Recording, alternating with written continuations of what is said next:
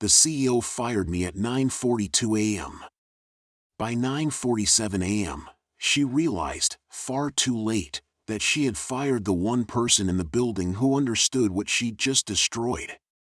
She delivered the news like she was announcing the lunch menu, tapping her pen against the conference table, not even looking up. "Effective immediately, we're moving in a new direction," she said. "Your role is no longer required. No longer required." After 21 years building the very technology that kept her company worth anything at all. I sat there, letting the silence stretch long enough to make her shift in her chair. She thought I didn't have a choice. She thought she could cut the man who held the keys to the company's crown jewel, the $950 million patent, without consequence. That was the moment I understood. She had absolutely no idea who actually owned it. And I wasn't planning on educating her gently. I didn't argue. Arguing would have implied she had authority in the first place. Instead, I slid the folder I'd brought onto the table, thick, heavy, a decade of signatures and contracts. "Before I go," I said, "you should know something about Patent Series 14C. She waved me off with the dismissive flick of someone too inexperienced to understand the cost of arrogance. "Legal already reviewed all of our IP. Everything stays here." "Interesting," I said. "Then I assume they told you about the original inventor rights clause?" The pen stopped tapping. I opened the folder just enough for her to see the first page, signed by her predecessor, the founder, the man who actually understood what he had. A clause written in plain English: if the company ever terminated the chief systems architect without cause, full ownership of patent 14C reverted to the inventor after 30 days. Guess who the inventor was?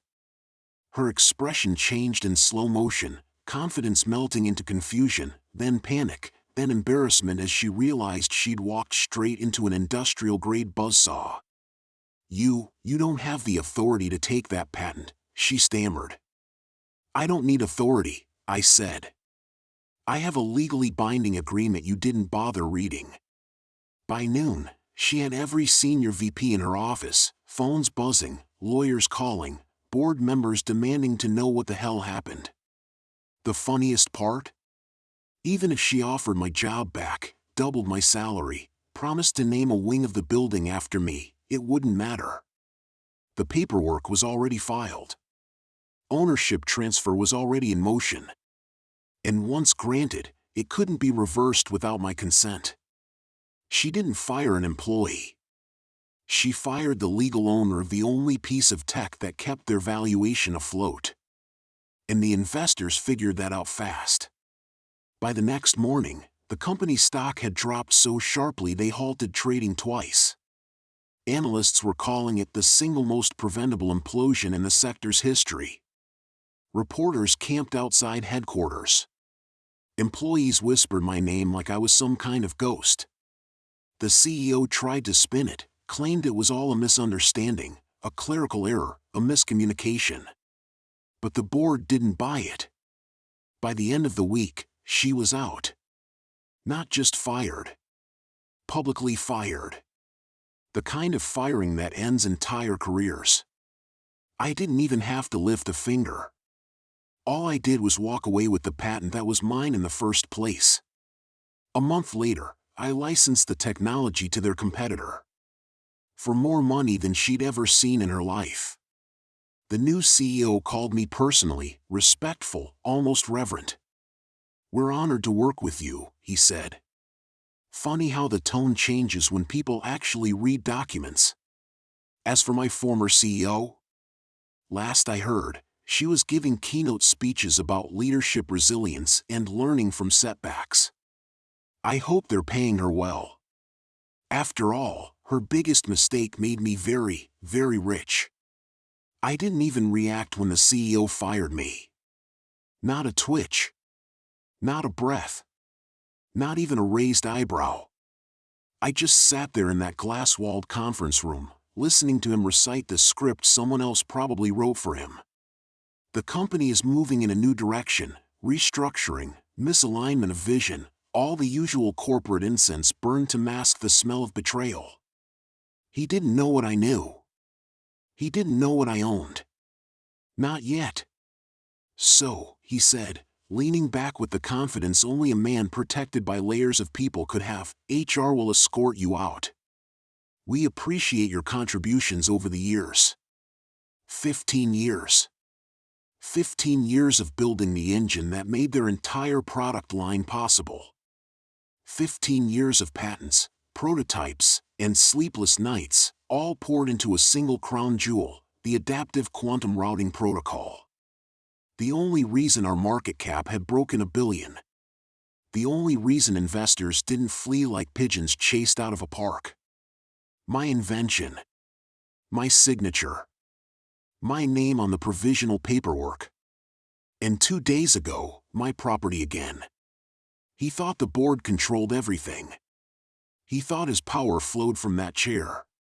He thought the patents were theirs by default, standard employment terms, right? Except he didn't know what legal had missed. He didn't know the patent had expired. He didn't know I had quietly bought it back before renewal. He didn't know he had just fired the sole owner of the technology his entire company depended on. The conference room was so quiet I could hear the recycled air humming through the vents. The CEO, 33 years old, wearing the confidence of someone who'd never had to build anything themselves, leaned back in her leather chair and folded her hands like she was performing a mercy. I'm afraid this is where we part ways, she said, not even bothering to hide the smirk. Your department is outdated. We're moving in a more innovative direction. Outdated. That word echoed in my head. For 15 years, I'd been the architect of the company's core technology, the very system their entire business and valuation rested on. I was the one who turned her father's garage prototype into a global logistics engine. I was the one investors asked for during due diligence. And more importantly, though she had clearly forgotten, I was the one listed as co-inventor on the company's crown jewel, the patent portfolio currently valued at $950 million. But she didn't know what I knew. Didn't know what I'd done 2 days earlier. Didn't know what she'd just set in motion with her arrogance. So I sat still, expression neutral, letting her think she had one. All right, I finally said. If that's your decision. She nodded like a queen dismissing a servant. HR will escort you out. Consider this your final day. I almost felt bad for her. Almost. The moment she said the words, "We're terminating your employment effective today," I felt something inside me go very still, calm, almost relieved. Not because I wanted to leave, but because I finally had an excuse to stop pretending. For 8 years, I'd carried this company's future in my hands, writing the algorithms that powered the product our CEO bragged about on magazine covers like she'd personally soldered every transistor herself. I built the core engine. I documented everything. I held the patent. And 2 weeks ago, the final renewal paperwork landed on my desk instead of hers, because she never read the internal mail.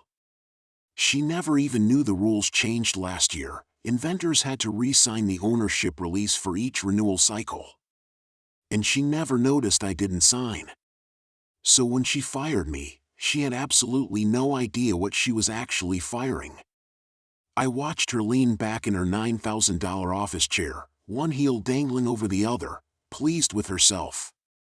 We appreciate your contributions, but the board wants fresh talent, people who understand modern markets.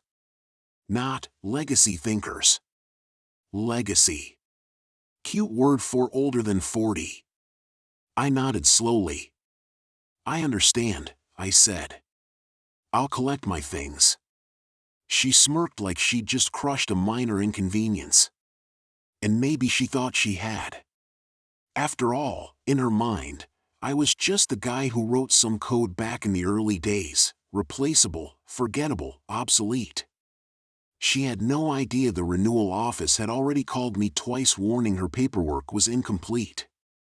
She never asked why. She never saw the very polite email I wrote explaining that I no longer wished to assign my rights. She never saw my notice of ownership transfer. She never saw the legal filing naming me as sole patent holder. And she definitely hadn't seen the licensing revocation letter I'd already drafted but hadn't sent yet. I walked out of her office quietly, badge in hand, and past her assistant. She wouldn't learn what she'd done until the board meeting. The one she scheduled for Friday. The one where she planned to announce the $950 million acquisition of the entire platform, an acquisition fundamentally dependent on one thing: the patent she no longer owned. She fired me in under 60 seconds, quick, clean, efficient, like deleting a file she never bothered to read. 1 minute I was sitting across from her polished walnut desk, the same desk her father once used when he told me, "This patent will define the company for a generation." The next minute, she was tapping her screen, barely looking at me, rehearsing a line she'd probably practiced in the mirror: "Your services are no longer required. HR will facilitate your exit." Just like that. No acknowledgement that I was the one who designed the core architecture behind our flagship product, the one projected to generate nearly $1 billion in licensing revenue. No mention of the years I spent troubleshooting failures at 3 a.m., rebuilding prototypes from scraps, or flying across the country to defend her company from lawsuits she didn't even understand. Instead, she leaned back in her chair, smiling that effortless, dismissive smile, and said, "The board wants fresh leadership. Fresh vision." I could have argued. I could have listed my achievements. But all I said was, "Is that your final decision?" She nodded without hesitation. "Effective immediately." So I stood, thanked her for her time, placed my access card on her desk, and walked out. Calm. Too calm. Because she thought she'd gotten the last word. She had no idea that, 2 floors below her, sitting quietly inside a fireproof cabinet, was the patent assignment agreement she'd never read. The one that still listed me, not the company, as the primary owner of the IP. And she had just terminated the only person who kept it licensed to them. HR tried rushing me through the exit like I was a disgruntled intern, but I left with nothing except my coat and a small black binder they assumed was a notebook. They didn't know it was the original invention logbook, time-stamped and notarized. Without me, the patent reverted to its creator. And the licensing clause, one I had insisted on to protect the company, was clear: any termination of my employment automatically voided the exclusive corporate license. They didn't own anything anymore. Not the technology. Not the process. Not the billion-dollar future they'd already promised their investors. And all because the CEO wanted fresh vision. 36 hours later, the board held an emergency meeting after their legal department discovered what she'd done. The acquisition partner, who was expecting to buy rights to the patent for $950 million, walked away the moment they learned the company no longer controlled the IP. Their stock collapsed before lunchtime. Meanwhile, I filed a new licensing offer with their largest competitor. They called within 10 minutes. Their opening number began at 9 figures. I didn't say yes. I didn't say no. I just asked for a meeting. The CEO called me 5 times that afternoon. Left messages ranging from polite to desperate. The final one was almost a whisper: "We need you back. Please, let's talk." But I'd already moved on. She fired me thinking she was removing a problem. What she actually removed was the only person keeping her empire intact. And when the dust settled, she finally understood the truth her father once told her, the one she ignored: never forget who actually built the foundation you're standing on. The boardroom was silent the morning after she fired me, silent in the way only a room full of people who know they've stepped in something catastrophic can be. They sat there, shifting in their seats, papers trembling in their hands, waiting for the person they thought was their biggest liability. Me. 2 days earlier, the CEO had smirked while security boxed up my belongings.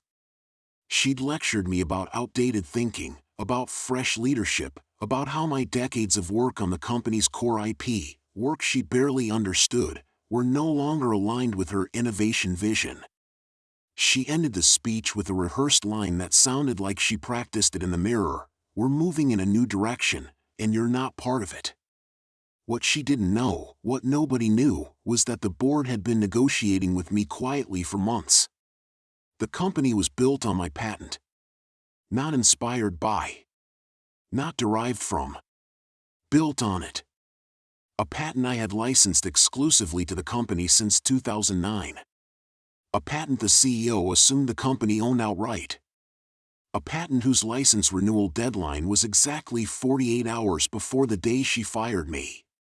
I walked into the boardroom without a badge, without a title, without a cubicle left with my name on it. But I walked in as something far more powerful, the owner of the intellectual property that generated 78% of the company's annual revenue. The CEO was already seated at the table, red-eyed, jittery, trying to hold together the thin threads of authority she still believed she had. She didn't look at me. Couldn't. The board chair cleared his throat. "We've reviewed the situation, and it appears the company no longer has legal rights to the core patent." The CEO finally snapped her gaze toward me, panicked, blinking like she hoped reality would change if she stared hard enough. "What is he talking about?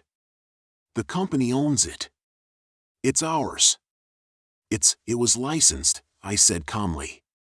"Renewed every 5 years. The renewal window expired 48 hours ago. You were supposed to renew it."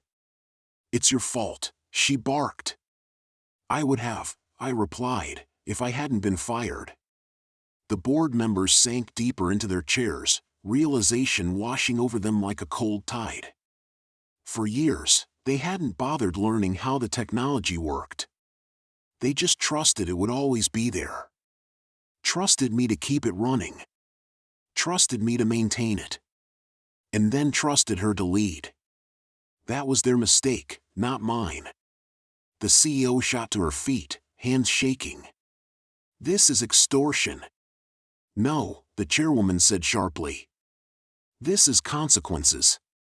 I placed the updated licensing contract on the table, clean, simple, precise. My terms weren't cruel. Just reflective of reality.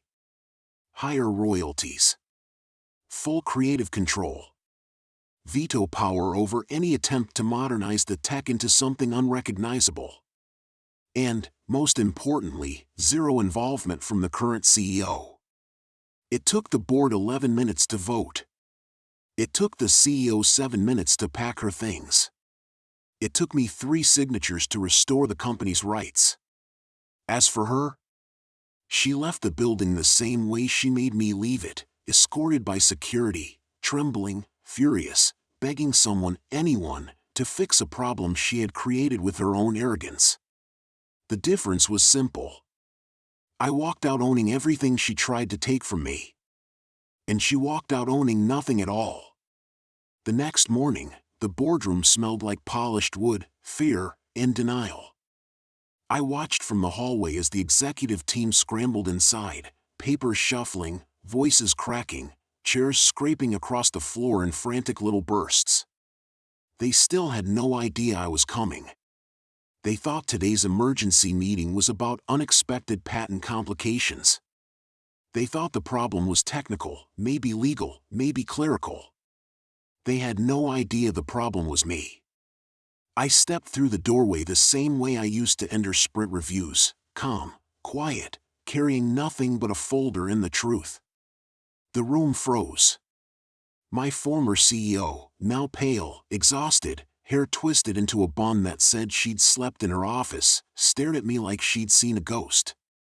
"What is he doing here?" she snapped, voice strangled with the kind of panic you can't coach out of a person. The board chair didn't even look at her. He gestured to an open seat. "Please. Sit. We have questions." Questions. Of course they did.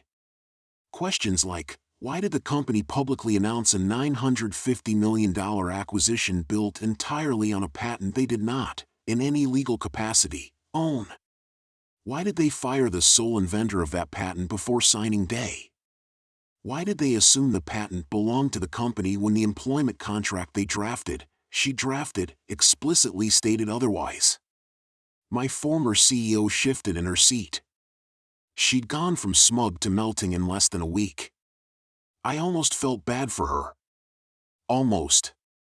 This is ridiculous, she hissed. The patent was developed here.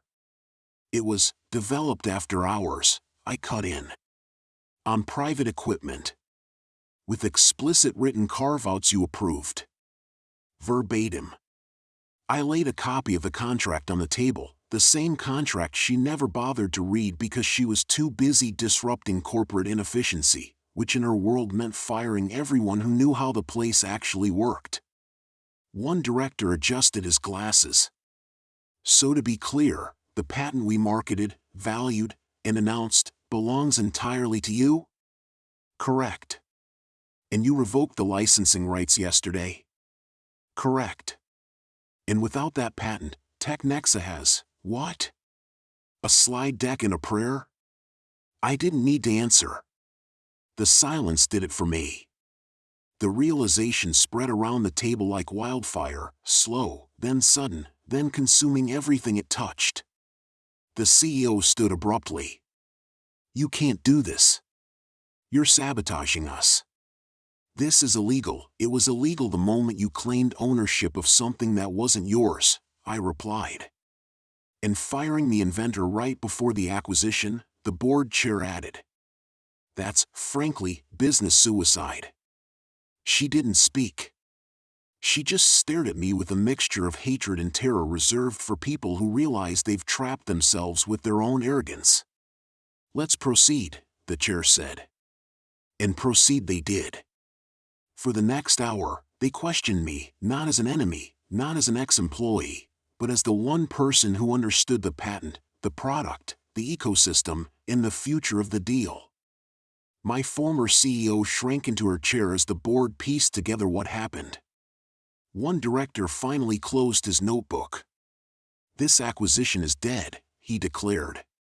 But the technology remains commercially viable, assuming we have a relationship with its owner. Everyone looked at me. My ex-CEO looked like she might break her teeth grinding them. The chair folded his hands. Would you be open to negotiating a licensing agreement? Independently? I leaned back, considering, enjoying the weight of the silence. Possibly, I said. But only if I never have to work under her, or anyone like her, again. Done, 3 directors said at once. My former CEO jumped out of her seat. You can't. Security will escort you out, the chair told her without turning his head. She spun toward me, eyes wild. You think you won? You think I didn't have to win, I said calmly. You just had to read what you signed. She was still screaming when the door shut behind her.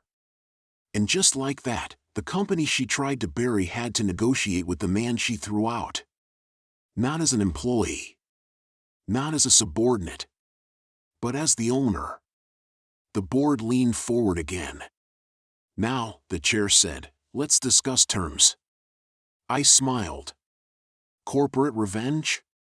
Not exactly. Corporate literacy. Corporate consequences. And corporate irony so sharp it could cut glass. By the time the sun set behind the headquarters, the building felt smaller than it ever had, like a stage I had finally stepped off, leaving the actors to scramble through a script they never understood. The board's emergency session ran late into the night. I didn't attend. I didn't need to. I already knew how it would end. The patent transfer logs had been reviewed, the compliance officers had confirmed every signature, and the attorneys had read Section 4.7, the clause the CEO never bothered to ask about, twice, then a third time, each reading quieter than the last. By midnight, the CEO who'd fired me to cut costs was escorted out by security, not because she had broken any laws, but because she had broken the one thing a corporation can't replace: trust. She tried to argue, to spin it, even to blame me. The board didn't buy it. They couldn't. Not after reviewing my documentation, my emails, my paper trail, years of warnings she never acknowledged. Meanwhile, the company's acquisition partner, the one dangling a $950 million deal over everyone's heads, now had a choice: negotiate with me, the patent owner, or walk away. They didn't walk. The offer landed in my inbox at 2:14 a.m., accompanied by a politely desperate message asking for a conversation at my convenience. I let it sit. They could sweat for a few hours. I'd earned that. The next morning, when I arrived at the office to retrieve the last of my things, employees whispered, doors cracked open, eyes followed me like I was walking in slow motion. Not with pity, no. With the quiet awe people reserve for the underdog who didn't just survive the fall, but rearranged the ground beneath him on the way down. As I stepped into the elevator, my former CEO rushed across the lobby, face pale, voice shaking. "We can fix this," she said. "We can renegotiate. You can come back." I held the elevator door, just long enough to meet her eyes. "I didn't take anything from you," I said calmly. "You gave it away when you fired the only person who understood what he built." The doors slid shut. By noon, I was on a flight to meet the acquisition partner, this time not as an employee, but as the owner of the asset they couldn't afford to lose. My future wasn't tied to any office or title anymore. I'd spent years building something priceless, and they only understood its value after I was gone. And that's the thing about getting fired: sometimes it's not the end of the story. Sometimes it's the moment you finally get everything they never intended to give you. In the end, I didn't just walk away with my pride intact. I walked away with a $950 million patent, and the satisfaction of knowing they'll never fire someone so blindly again.